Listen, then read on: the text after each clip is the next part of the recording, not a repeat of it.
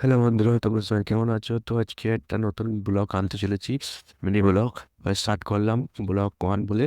তো তোমরা দেখতে পাচ্ছ আজকে আমি কী করছি। দোকানে ওপেন করলাম, দোকান ওপেন করার পরে আমি এসেছি, একটা যেগুলো কাজ আছে আর্জেন্ট, সেই আর্জেন্ট কাজটাকে কমপ্লিট করে নিচ্ছি। আর্জেন্ট কাজ হচ্ছে একটা পর্চা মার্ক করে দিয়েছিল একজন, তার ডেটাটা আমি চেক করে নেবো। আর একজন কাজ দিয়েছে আমাকে, যে দিয়েছে আমরা গ্যাস করতে। তো কিছু কাস্টমার আছে গ্যাস বুক করতে দিয়েছে, সেখানে লেখা আছে আজকে বুকিং করে নেবো। প্রথমে দেখে নেবো যে আমরা আগে ইয়েটা হয়েছে নাকি।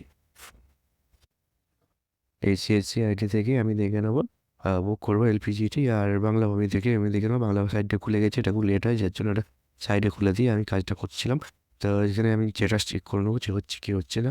তো দেখে নেবো সই করেছি কিনা এখনো পর্যন্ত।